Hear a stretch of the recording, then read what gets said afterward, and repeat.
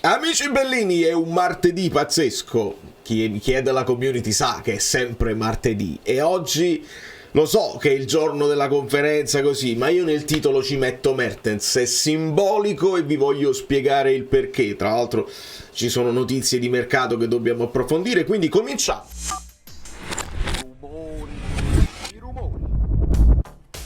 Allora, benvenuto Mr. Fraru e tutti i nuovi iscritti, siete tantissimi e state correndo, quindi continuate, che siamo a poche decine di iscritti all'obiettivo dei 23.000 tondo ed è bellissimo. Voi lasciando il like mi date una mano perché non tutti seguono eccetera eccetera, deve arrivare sulle home di tutti i tifosi del Napoli, poi è scelta loro seguire o meno. Signori, tra una mezz'oretta dovrebbe esserci la conferenza di Giuffri, però oggi è uscita questa intervista a Mertens per la Gazzetta e onestamente è un fatto simbolico. Io che faccio cronaca quotidiana so che se non metto la notizia del giorno faccio meno views, non viene cercata l'intervista di Mertens, mentre le parole di Giuffri saranno cercatissime. Ora io faccio questo inizio di video, poi chiudo,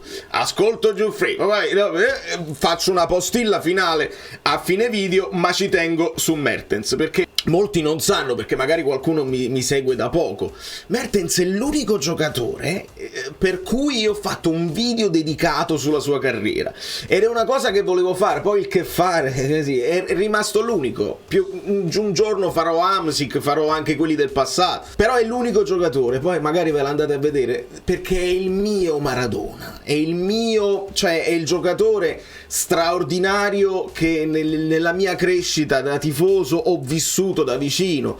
Gol a raffica, roba bellissima, poi si può andare a capire il ruolo, le cose, va benissimo. Non è mai stato capitano come altri, come Insigne, come Ames, però Mertens è Mertens e non lo raggiungerà nessuno a livello di numeri. E ci aggiungiamo che dalle parole sull'intervista è qualcosa di incredibile. Tra l'altro mi rivolgo a tutta la community perché so che la community è capace di fare questo. Alberto mi ha regalato la maglietta di Zielinski. Maglietta di Mertens sarebbe una cosa bellissima. In realtà c'è una maglietta che io non trovo e non so come trovare, che è questa qua, che è la maglietta della Lete con le fiamme però dorata. L'abbiamo utilizzata una volta sola, Napoli-Barcellona 2-4, male proprio. Questa è la maglietta che io prima o poi troverò e se qualcuno mi può aiutare a trovarla io ve ne sarò immensamente grato. È uno sfizio che mi devo togliere, però qualcuno mi può mettere in contatto con Mertens. Lo so che c'è qualcuno di voi che lo conosce, che c'ha il numero WhatsApp, datemi una mano, veramente, perché io ho pochi sogni nella vita e in cambio vi do contenuti così, poi vi metto nel canale dai, vediamo che si può fare. Allora, le parole di Mertens, poche le analizziamo. Istanbul è tanto grande, è bello, bella esperienza per un paio di anni, ma Napoli esci a piedi, vai a mangiare una cosa, è più familiare. Quando ho firmato il contratto a Mare Chiaro abbiamo mangiato a Cicciotto. Penso che è iniziato lì, c'era la luna che dava la luce con un bicchiere in mano, è stato subito. E poi andare a cercare la casa, ho visto tante case e poi ho visto Palazzo Donanna e per me è uno dei palazzi più bello al mondo. È strano perché quando vivi a un posto ti cambi e Napoli mi ha trasformato come persona. Vi renderete conto dalle parole di Mertens che veramente... Non si sente? Ora si sente un po' meglio? Sì.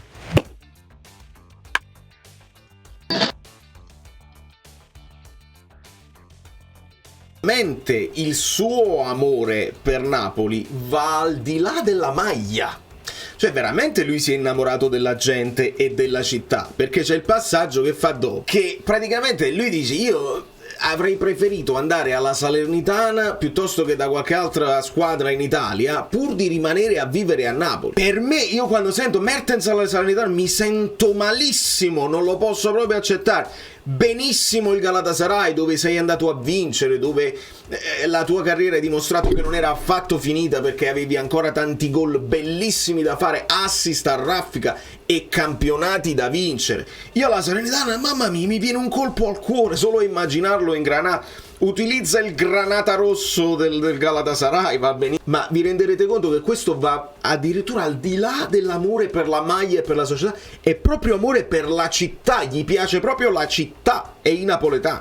Sì, tanto, ma lui è innamorato con Istanbul e quando veniamo a Ischia, io lo voglio imparare tanto napoletano o italiano e lui con il tempo imparerà. Questo è il bimbo che ovviamente crescendo a Istanbul, questa è un'occasione persa, che Ciro Mertens deve crescere a Napoli, però vabbè, nel frattempo lui si fa delle esperienze internazionali che pure va benissimo a livello culturale, allarghi i tuoi orizzonti e poi torni, caro Ciro. Io ho sempre preferito chiamarlo Dries Mertens, non lo volevo, è il suo nome, lo rispetto, non lo chiamo Ciro Mertens chiameremo il figlio. E quindi a Ischia, io mostro, andate, mo' già partire, Ischia, datemi il numero di Mertens, qualcuno mi dia il numero di Mertens. Mi sono messo dentro un ruolo che per fortuna con Sarri era bello giocare, abbiamo sempre avuto la palla e potevo venire, potevo andare, potevo fare un ruolo libero e potevo fare vedere le mie qualità. Io ero felice perché stavo in banchina, allora se ti fanno giocare sei sempre felice, si gioca a sinistra, a destra, in centrocampo, attaccante. Penso che la prima partita è stata a Cagliari, fuori, e ho fatto subito tripletta. La prima è in Champions contro Besiktas, forse. Ho fatto gol, 1, e poi a Cagliari 3, e è stato diverso. Lui mi ha fatto guardare o pensare di calcio diverso. Guardi come la linea sta corto, come i giocatori, i difensori scappano, come quando la palla sta a sinistra dove sta il terzino destro. Prima io non pensavo di queste cose, ma lui mi ha fatto guardare il calcio diverso. Questo è bello sto passaggio, perché molti giocatori pensano semplicemente al loro ruolo, difficilissimo da dire, al loro ruolo, però ci sono alcuni allenatori che quando risultano credibili, quando portano le conoscenze, questo è esempio l'allenatore credibile, portano delle conoscenze, qualche giocatore si appassiona e poi diventa, queste sono parole da allenatore del futuro, però lui poi ci dice anche che in realtà non è sicuro di volerlo fare e non lo sa ancora cosa vuole fare poi da grande nella seconda carriera. Quindi questo è un passaggio bello, che si è appassionato alla tattica e ha capito più calcio a 360 gradi, e facciamo calcio. Napoli è diventato più grande, hanno comprato sempre più giocatori, hanno fatto una società più grande e penso che è una strada per arrivare a un posto, e la strada l'abbiamo fatta anche noi. Purtroppo abbiamo fatto 91 punti e non abbiamo vinto il campionato, è stato brutto, ma è stato un calcio bellissimo. È stato brutto perché mi ricordo che Gonzalo Higuaín è andato via e è stato il nostro giocatore più importante, ha fatto 36 gol in 2017 e poi la Juve penso per 90 milioni hanno pagato la clausola, è andato via e noi lì siamo stati tristi perché è stato uno, primo un amico, e due il nostro giocatore più importante. È stato un peccato. Più bel ricordo che ce l'ho adesso è la partita contro Lazio a casa, perché era bello, perché Sarri stava in banchina con Lazio, Pepe Reina stava in porta con Lazio e non avevo giocato come punta perché c'era Osimhen e giustamente non giocava e penso che lui si fa male e posso giocare di nuovo come prima punta e ho fatto una partita bellissima, ho fatto 2 gol incredibili e sono 2 gol penso molto bello, e per questo per me è stato un momento dove ho fatto vedere che si può comprare, che si può prendere, ma che si deve sempre pensare anche a me. Sai, quando hai una storia bella e vai in un'altra squadra allo stesso paese, è un po' la storia si va e non la vedevo bene, preferivo andare via a un altro paese. Se posso dire una cosa, preferivo andare a Salernitana che altre squadre, perché potevo rimanere a vivere a Napoli. Non ti permettere proprio, va benissimo. Mi dà un'emozione che secondo me si festeggia non per una settimana, per un anno. È stato... Mi dispiace un po' perché Napoli penso che dopo 15 anni o 18 anni non va in Europa e questo mi dispiace un po', ma penso che dopo aver vinto un scudetto è normale che questi ragazzi hanno festeggiato. Mi piace Conte, è proprio l'hanno festeggiato, quindi tutto il discorso, no? Pure l'allenatore, la preparazione, tutta una serie di cose. Abbiamo festeggiato poi tutti, compresi i giocatori, e lui lo dice con grande onestà, con grande calma. Abbiamo cominciato a festeggiare già qualche giornata prima della fine del campionato, dobbiamo ricordarcelo, e quindi entra nelle cose normali. Se poi la società non ti tiene a livello, dice vogliamo continuare a vincere, facciamo le cose per aprire un ciclo, facciamo conto che non è successo niente e ricominciamo da Conte. Sì, ho parlato con lui, bella persona, e penso che l'uomo giusto al momento giusto. È un allenatore con un carisma che i giocatori, non dico hanno paura, ma c'è da pedalare. Molto. Chi non piace.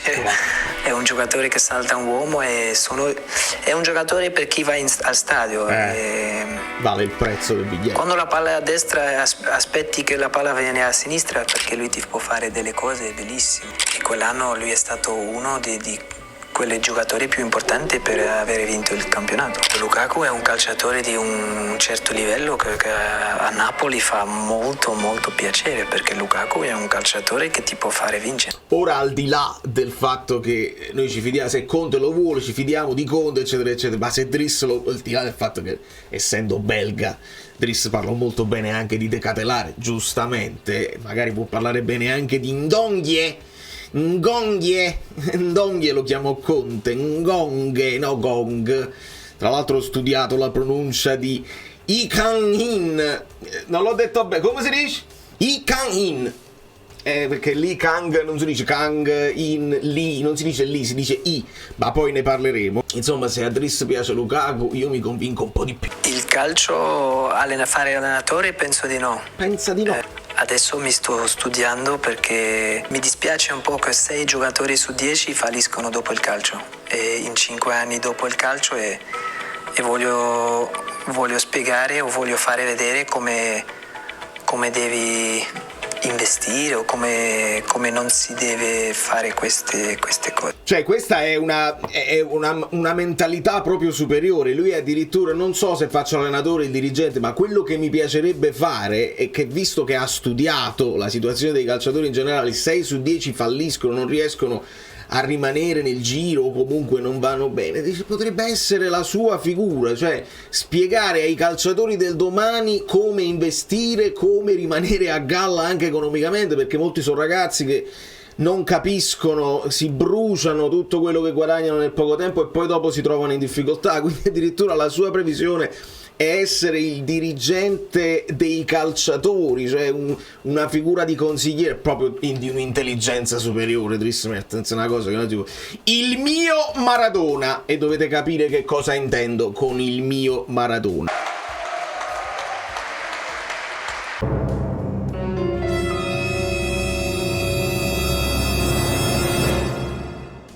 In conclusione, amici bellini, visto che è veramente dovere di cronaca, io più che le parole di Giuffri mi piacerebbe sentire le domande che gli fanno, se qualcuno finalmente raddrizza la schiena e gli fa delle domande importanti. Mi sono segnato un po' di cose perché è mio dovere, ma come vedete proprio simbolicamente non lo metto nel titolo e non lo metto in copertina. Faccio 0 visualizzazioni, non fa niente, non posso essere parte del problema, e mi sono ripromesso, a meno di cose clamorose di cui bisogna parlare, di non dare più visibilità a quest'uomo che fa il bello e il cattivo tempo e che non esiste proprio.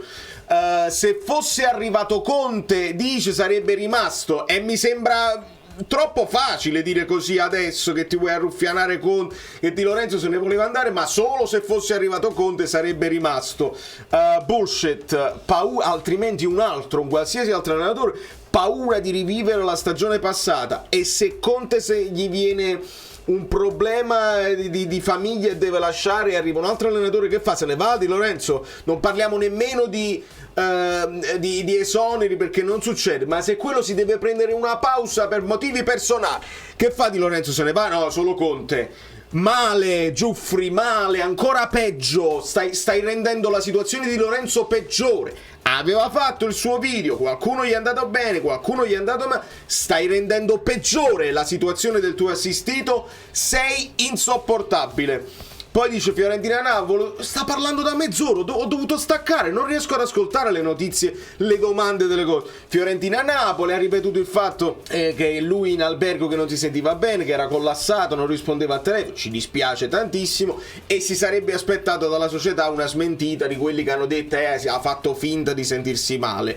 Quindi l'hanno smentita, poi Napoli-Lecce, è andato a voto il fatto di Calzona, e poi qua ovviamente Giuffri ritratta le sue accuse che aveva fatto alle società, perché Calzone sicuramente ha seguito un diktat di ADL che l'ha fatto sostituire per prendere i fischi, adesso ritratta e dice no, la sciagura è solo di Calzone, perché giustamente Calzone non c'è, tu con Napoli devi avere adesso i rapporti per il rinnovo di Polo Rouge, per Gaetano come lo devi vendere, e quindi ritratti perché è proprio così. Male, molto male. Poi la strategia, il presidente, se arriva un'offerta, manna, insomma, non mi interessa, non voglio parlare di quest'uomo. Se voi avete ascoltato nello specifico e c'è qualcosa di pazzesco, scrivetelo nei commenti e raccontatemelo nei commenti. Non posso aspettare, a parte che è già partito, non posso aspettare le domande. Sta parlando da mezz'ora da solo, è insopportabile, quindi non lo metto nel titolo. Datemi una mano con i like, perché questo video non se lo vede nessuno, perché adesso tutti le parole di Giuffri, e invece no. Per chiudere invece mi piace le parole di Koulibaly, che ha parlato anche lui al Corriere dello Sport, Gazzetta Mertens, Corriere Koulibaly. 3 giorni fa ho sentito Conte, abbiamo scherzato sul fatto di non aver mai lavorato insieme, mi voleva al Chelsea ma decisi di rimanere a Napoli, siamo reduci da un anno difficile, e parla pure lui in prima persona. Ora ripartiamo da un tecnico che conosce bene il livello del calcio italiano ed europeo, una fortuna il suo arrivo a Napoli, so che negli allenamenti li sta massacrando, perché gliel'ha detto anche Anghissai, ha detto li porterà al limite mentale fisico. Su Buongiorno ha esperienza e forza, il giocatore giusto, ha fatto la scelta giusta. Su Lukaku, ho giocato tante volte partite contro di lui, con Conte ha disputato le stagioni migliori, tutto dipende da Osimhen, ma penso possa essere l'erede giusto Koulibaly. Sul possibile ritorno a Napoli, da giocatore un giorno mi piacerebbe, ma credo che all'epoca sarò troppo vecchio per loro. Oggi sono molto felice nel mio club, la gente mi ha riempito il cuore come i napoletani. Su Osimhen non ho parlato con lui, quando ci sono il mercato, le scelte delicate preferisco evitare, si rischia di influenzare. Insomma, il Napoli sta per segnalare la collaborazione con FIFA, perché sono uscite cose che avevo detto molti mesi fa. Vi abbraccio, vi bacio, vado a Ischia a cercare a Mertens, che probabilmente si sta già allenando. Fatemi sapere, c'ha già parlato, perché Driss sì, Giuffri no.